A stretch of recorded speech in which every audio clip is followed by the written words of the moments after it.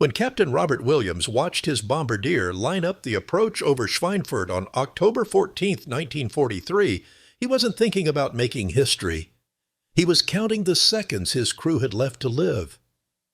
The flak was everywhere. Black bursts of 88mm shells turning the sky into a maze of shrapnel and smoke. His B-17 had to fly straight and level for 3 full minutes while the Norden bombsight calculated the drop. 3 minutes. In combat, that was an eternity. Around him, fortresses were falling out of formation, trailing fire and bodies. The 8th Air Force had lost 60 bombers that day, 600 men, 9s, and the ball-bearing factories they came to destroy. Most of the bombs had missed by over half a mile. Williams had made a navigation error on the approach. His bombing run came in at the wrong angle. But when the bombs fell, something impossible happened. They hit the target.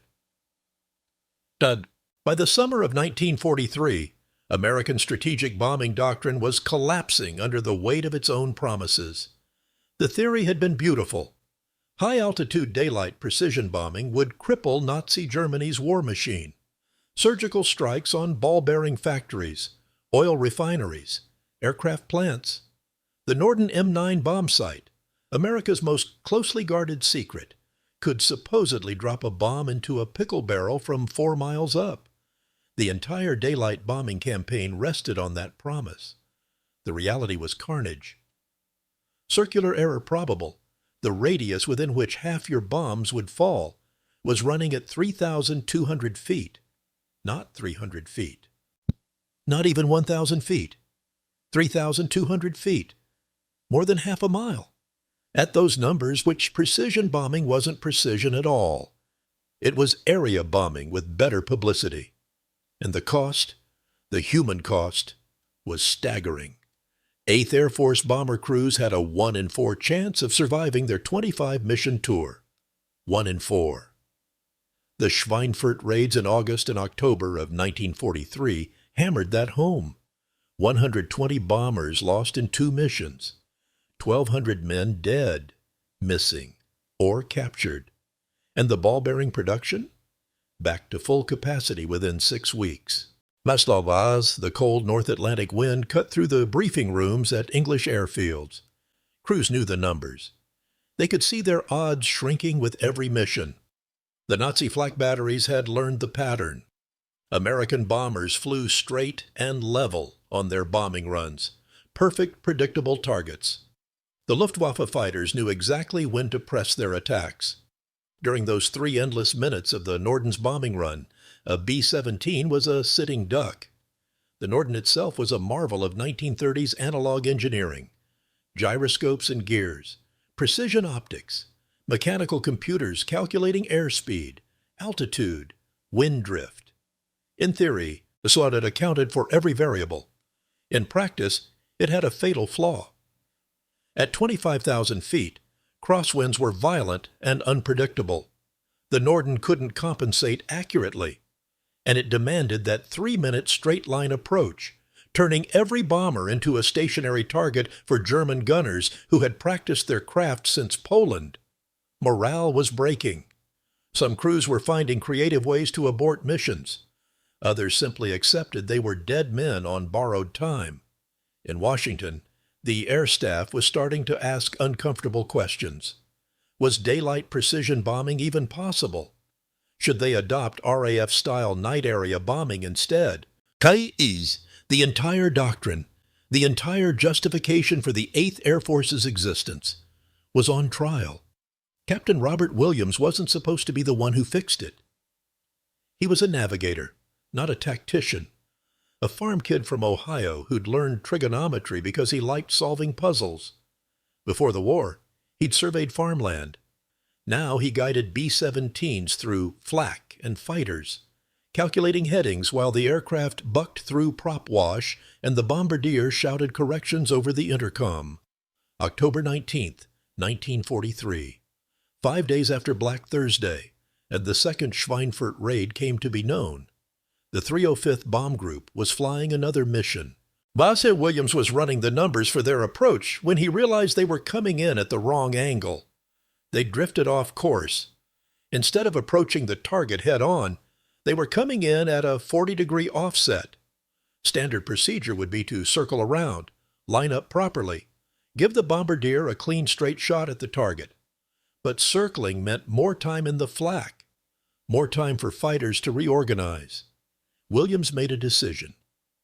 He told Lieutenant Charles Murphy, the bombardier, to aim at a reference point off to the side of the actual target, not at the factory, at a landmark several hundred feet perpendicular to their flight path. Murphy thought he'd lost his mind. Sure. Everything in the training manual said, aim at the target. The Norden was designed to aim at the target. But Williams had done the math. The crosswind that was ruining everyone else's bombing runs. If you deliberately aimed off target, that same wind would push the bomb sideways into the target. Use the drift. Turn the error into a constant you could calculate. They dropped. The bombs fell away, drifting in the crosswind exactly as Williams predicted. The strike photos came back. 42% of their bombs hit within the target area. 42%. Whoa. The group average was 8 to 12%. CS, Williams and Murphy had just quadrupled the hit rate by doing the exact opposite of what the manual prescribed. The 305th Group Commander wanted to see the math. Williams showed him wind triangles, drift calculations, the geometry of offset approach angles. It wasn't random luck. It was physics.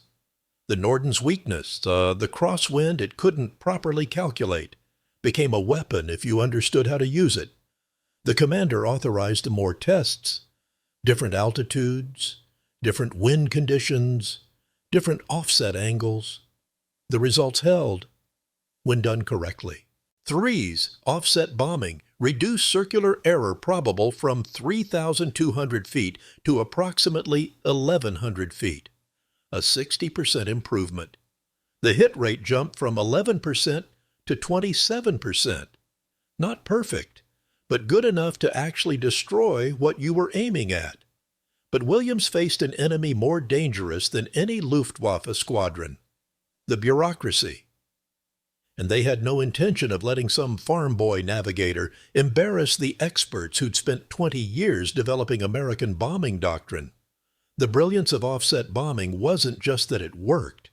It was how elegantly it transformed a systemic failure into a calculable constant. The Norden bombsight was built on an assumption that given accurate data about altitude, airspeed, and wind, it could calculate the precise moment to release bombs. The problem was the wind data. At 25,000 feet, wind doesn't blow steadily.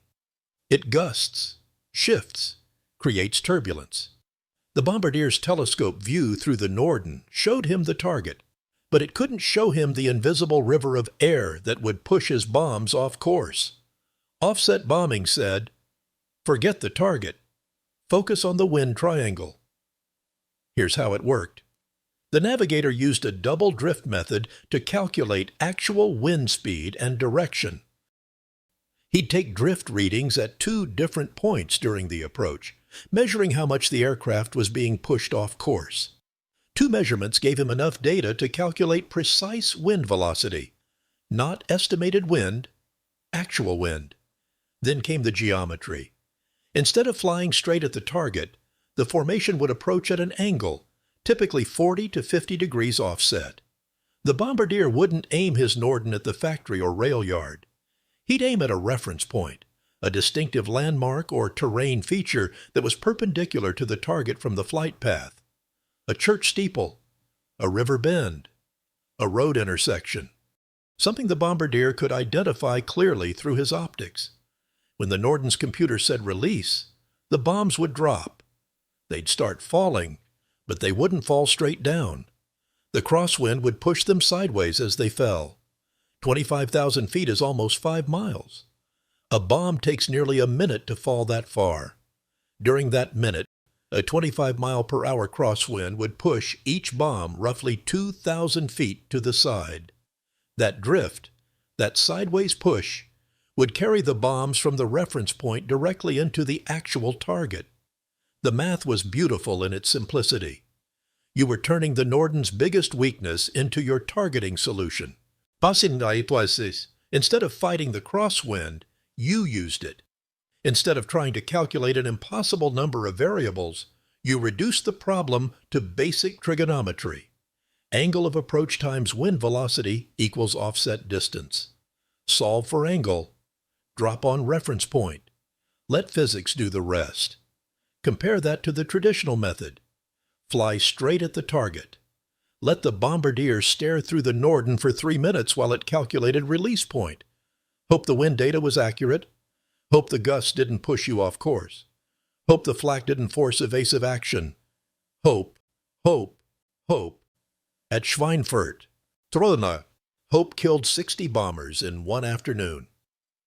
The offset method cut that vulnerable straight approach down from 3 minutes to under 60 seconds.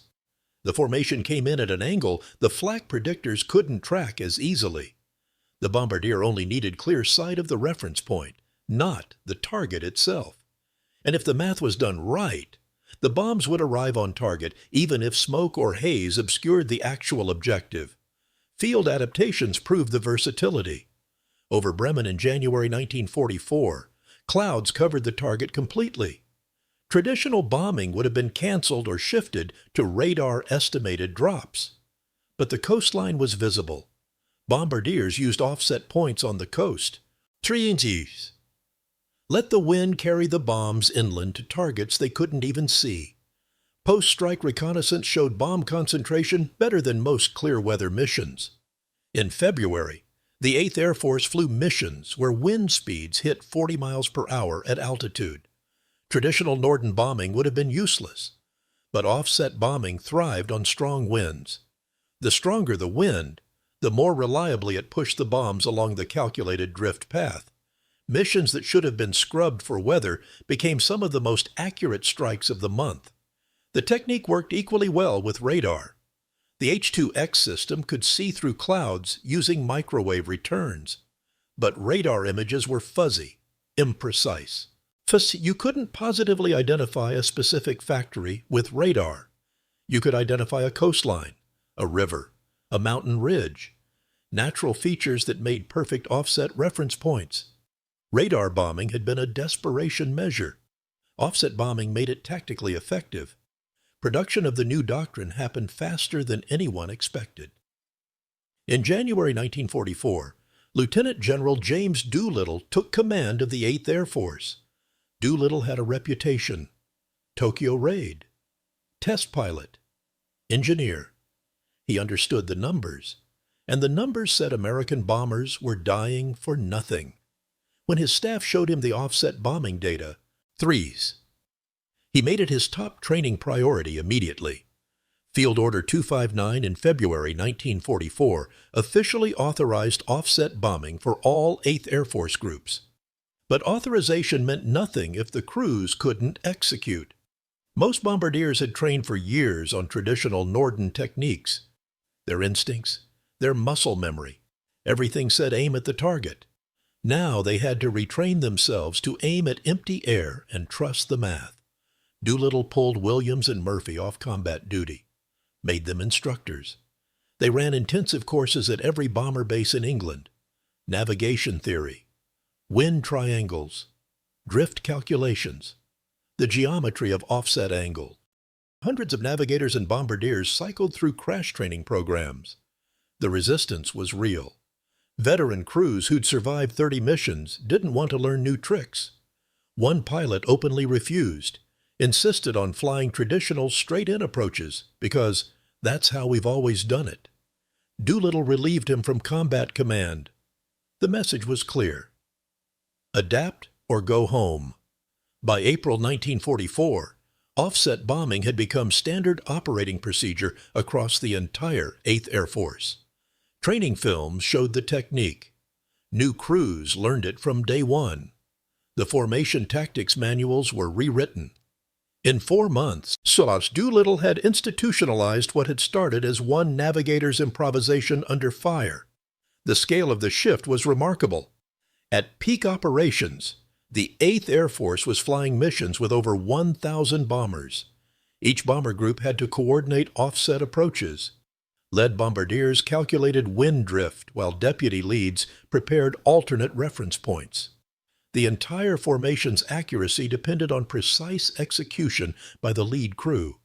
One error in drift calculation, one mistake in offset angle, and hundreds of tons of bombs would miss by thousands of feet.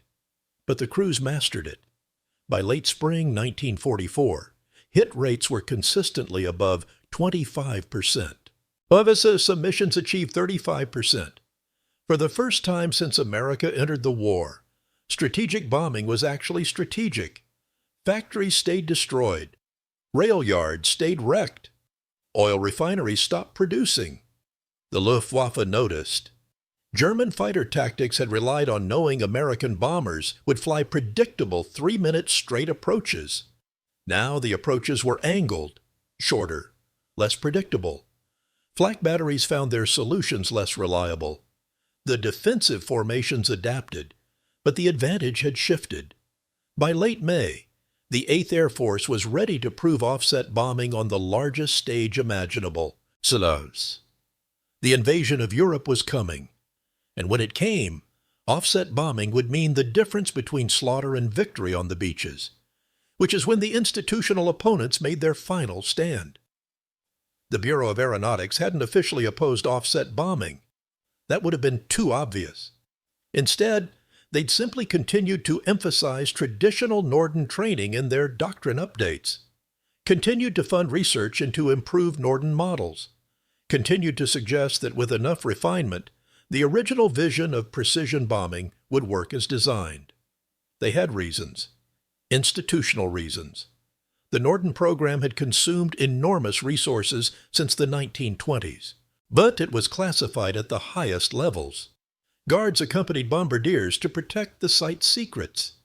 The entire mystique of American technological superiority rested on the Norden being the war-winning superweapon the propaganda claimed. Offset bombing said, "The superweapon doesn't work. The propaganda was wrong. Victory requires improvisation, not better technology." That was heresy. The Navy had their own competing design, of course. A refined bombsight that promised better performance, pending more development funding and more time for testing. On paper, it looked impressive. Better gyroscopes, more precise mechanical calculators, plus theoretical accuracy improvements of 30% over baseline Norden performance. Theoretical being the key word. The tests to compare offset bombing against traditional methods weren't rigged. Exactly. But they were carefully designed. Test conditions with moderate winds, clear visibility, no combat stress, experienced bombardiers given multiple practice runs. Under those conditions, traditional Norden bombing could achieve decent results, and the Navy's improved sight performed slightly better.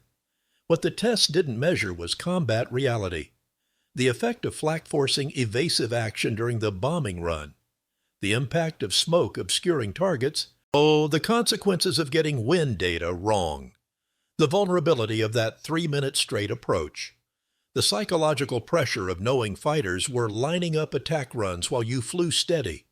In controlled testing, both systems worked. In combat, only one did. March 23, 1944. A test mission over occupied France. 2 formations, similar targets, similar conditions. One using traditional methods, one using offset bombing. The traditional formation approached their target rail yard head-on, flew the prescribed straight-line approach. The lead bombardier had excellent visibility. The Norden calculated its solution. Bombs away. Strike photos showed 17% of bombs within the target area. Respectable numbers.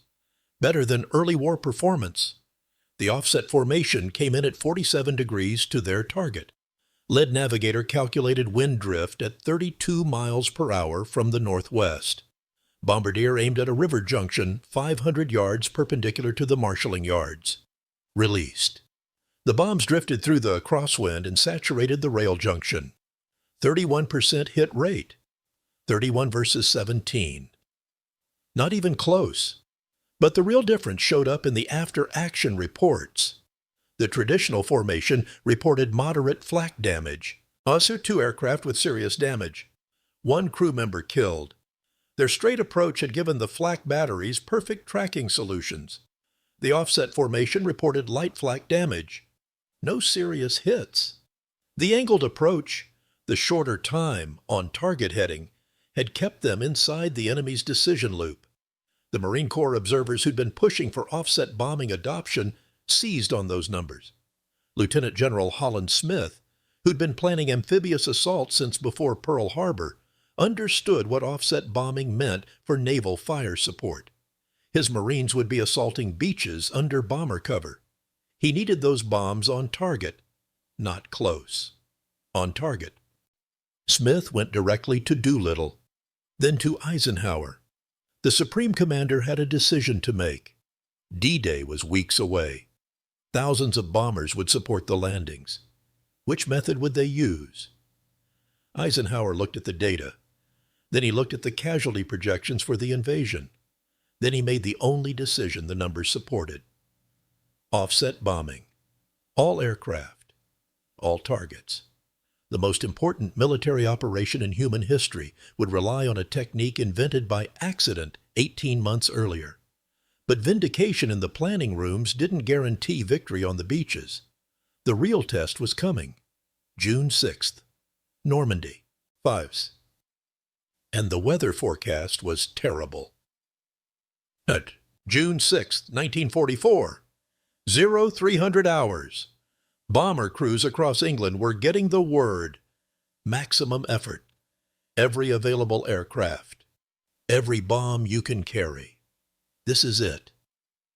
The weather briefings were grim. Low clouds over the channel.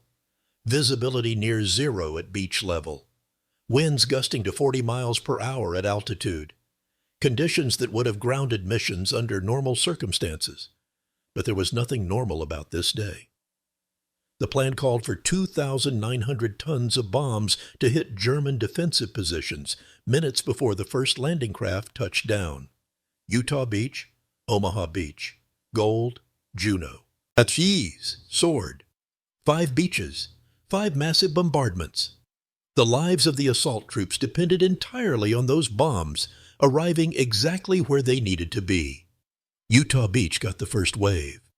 400 B-24s from the 9th Air Force, loaded with fragmentation bombs and general-purpose 500-pounders. Their targets were concrete bunkers, trench lines, old artillery positions, everything that could turn the beach into a killing ground. The weather was exactly as bad as predicted. Clouds at 1,000 feet. The bombardiers couldn't see the beach at all through conventional sighting, but they could see the coastline on their H-2X radar. So the distinctive shape of the Normandy Peninsula, the river mouths, the coastal features that had been memorized during weeks of planning. Offset bombing turned that radar picture into a targeting solution. Lead navigators calculated wind drift from the aircraft's actual track over ground. 41 miles per hour from the northwest. Strong, steady, predictable. Perfect for drift bombing. The bombardiers didn't aim at the beaches. They aimed at reference points inland. Road junctions, small villages, terrain features barely visible on radar. Released their loads. Let the wind carry 2,000 tons of high explosive at exactly where it needed to go. The bombs fell for nearly a minute, drifting northwest, tracking along their calculated path, and then they arrived. Every gun position at Utah Beach took direct hits. The fortified houses collapsed. The communication trenches caved in. When the 4th Infantry Division's landing craft dropped their ramps at 0630, they stepped onto a beach where 89% of the defensive positions had been destroyed or abandoned. 89%. Casualties at Utah were the lowest of any beach. 200 men in the first wave. Not 2,000. Not 10,000. 200. The offset bombing had worked exactly as designed. Omaha Beach. Omaha was different. The bombers there released early, afraid of hitting the landing craft that were approaching through the haze. Their bombs landed inland, missing the fortifications entirely. The troops at Omaha fought through intact defenses and paid for it with 2,000 casualties. The contrast couldn't be starker. Utah Beach, where offset bombing worked perfectly. Minimal casualties. Objectives secured ahead of schedule. Omaha Beach, where the bombs missed. Slaughter. The generals saw the difference immediately. After-action reports from both beaches arrived at Eisenhower's headquarters within hours. The tactical impact was obvious. Nines, offset bombing, executed correctly, was the difference between success and catastrophe. Every major Allied bombing mission for the rest of the European war used offset techniques. The liberation of France, the invasion of Germany, the final collapse of the Wehrmacht. Bombardiers aimed at offset reference points and let wind drift carry their ordnance onto target. The technique that had started with one navigator's mistake became doctrine for every air force in the Allied command. The Norden bombsight itself never got better. The mechanical precision couldn't overcome the fundamental problem of unpredictable winds at altitude. But offset bombing made that irrelevant. By changing how the Norden was used, threes. Williams and Murphy had rescued American strategic bombing doctrine from complete failure. The cost of delay haunted the analysis. 1941 to October 1943. 2 years of terrible accuracy and massive casualties. 2 years when the solution was there, waiting to be discovered, if anyone had questioned the doctrine earlier. How many bombers were lost? How many crews died because everyone assumed the Norden would work as advertised? The numbers don't provide comfort. Roughly 18,000 8th Air Force personnel killed before offset bombing became standard. Not all of those deaths were from bombing inaccuracy, obviously. Fighters, flak, accidents. But the inaccuracy was the reason the bombers had to fly so many missions. The reason crews faced those 1 in 4 odds. If offset bombing had been discovered in 1941, war doesn't allow do-overs. One veteran pilot, a man who'd refused to learn the offset method and been relieved from command, put it bluntly in his post-war memoirs. I thought I knew better than some farm kid navigator. I thought the manual was gospel. I was wrong, and men died because I was wrong. That honesty is rare in military memoirs. Robert Williams survived the war. So did Charles Murphy. They flew their tours, went home, and largely disappeared from history. No monuments, no medals beyond the standard decorations every bomber crew received. The official histories of the 8th Air Force mention offset bombing in technical appendices, usually in dry language about improvements in bombing accuracy during 1944. Williams' name appears once or twice in footnotes. The technique itself became fundamental doctrine. Air Force bombing schools taught offset methods through the Cold War. When precision-guided munitions arrived in Vietnam, the underlying principle remained. Use reference points. Calculate drift. Don't assume perfect technology will solve every problem. The B-2 Spirit stealth bomber, Threes Pomodé flying missions over Kosovo in 1999, carried offset bombing solutions in its mission planning software. When GPS signals were jammed, crews reverted to manual offset calculations. 1943 math, solving 1999 problems. There's a quiet memorial at Wright-Patterson Air Force Base, the Strategic Bombing Wing's Heritage Room. Among the artifacts and photographs is a display case holding a navigator's slide rule, wind drift calculator, and plotting board. The placard reads, Captain Robert Williams, 305th Bomb Group, Innovator. 3 words, Innovator. The Norden bombsight sits in the Smithsonian, now, threes behind glass, a monument to the gap between theoretical perfection and combat reality.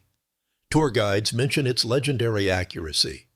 They rarely mention that it didn't work as advertised. That seems like a failure of historical memory. The real story isn't about the technology. It's about adaptation. Why did it take 2 years to discover offset bombing? Because everyone believed the Norden would eventually work if they just refined it enough.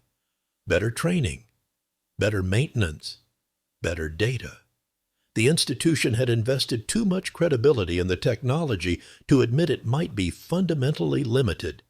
Williams wasn't smarter than the experts. He just had different constraints. Says that he was getting shot at. When your aircraft is taking flak, you stop caring about doctrine and start caring about survival. The bureaucracy could afford to be patient, to wait for the perfect solution. The combat crews couldn't. That pattern repeats. Institutions invest in systems. The systems become part of the institution's identity. Admitting the system doesn't work means admitting the institution made a mistake. So they don't admit it. They double down. They blame implementation, not design. They wait for perfect conditions that never arrive. Breakthroughs come from the edges, from people who don't know they're supposed to be impossible. Vadal, from mistakes turned into insights. From desperation breeding innovation. The Truman Committee, investigating defense procurement in 1943, found dozens of similar stories. Better designs blocked by established contractors. Innovations dismissed because they didn't come from the right people. Soldiers dying with obsolete equipment because the acquisition system couldn't adapt fast enough. Offset bombing succeeded because it appeared at the right moment. Doolittle was new to command, willing to challenge doctrine. The invasion was imminent, creating urgency. The casualties were unsustainable, making change unavoidable. Without those factors, would it have been adopted? Or would it have languished as an interesting anomaly while the institution protected its investment in the Norden? We can't know, but we can learn. Modern parallels are everywhere. SpaceX's reusable rockets challenge decades of aerospace orthodoxy. Navy SEALs adopting civilian sport shooting techniques after decades of institutional marksmanship training. Software companies abandoning waterfall development for agile methods. Every case follows the pattern. Outsider challenges doctrine. Institution resists. Crisis forces adaptation. The outsider was right. The cost of institutional inertia isn't just money. It's lives, opportunities. Time you can never recover. 3 principles emerge from the Schweinfurt missions and Utah Beach. First, technological perfection is a trap. The Norden was brilliant engineering. It still failed in combat. Operational adaptation beats technological sophistication when conditions don't match your assumptions. Design for resilience, not perfection. Second, turn systemic errors into calculable constants. Williams didn't eliminate wind drift. He couldn't. He made it predictable. When you can't remove a problem, measure it precisely and incorporate it into your solution. Math beats hope. Third, institutional credibility should never outweigh operational reality. The 8th Air Force's reputation was built on the Norden. Admitting it didn't work risked that reputation. But reputation doesn't win wars. Results do. Be willing to kill your darlings when the evidence demands it. Those lessons apply beyond warfare, to corporate strategy, to technological development, to any situation where established systems face unexpected challenges. Robert Williams died in 1996. Small obituary in the local paper. Veteran, retired civil engineer, father of 3. The obituary didn't mention Schweinfurt, didn't mention D-Day. Pepstautos didn't mention that his improvised solution had been used by bomber crews for 50 years. His daughter found his navigator's logs when cleaning out his house. Neat handwriting, wind calculations, drift angles, notes in the margins about weather conditions and bombing results. Just another set of war records to be donated to an archive somewhere. But on one page, dated October 19th, 1943, there's a single sentence underlined twice. The math worked. It actually worked. 3 words reveal more than any medal citation. Not pride, not satisfaction, just quiet surprise that questioning the manual had produced an answer the manual couldn't provide. 5 so, when Captain Robert Williams watched his bombardier line up that offset approach over Schweinfurt in October 1943, he was solving an immediate problem. Get bombs on target. Get his crew home alive. The doctrine could sort itself out later. He couldn't have known that his navigation error would become fundamental tactics. That D-Day would succeed partly because of math he'd scribbled in a navigation log. That B-2 pilots in the 21st century would use his techniques when GPS satellites went dark. Innovation rarely announces itself with fanfare. It appears as improvisation under pressure, as mistakes that shouldn't have worked but did. Said as farm kid navigators who questioned why everyone aimed at the target when the wind kept pushing bombs off course.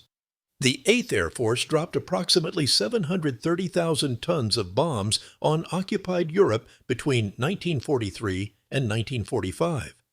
How many of those bombs hit their targets because of offset bombing? We can calculate it.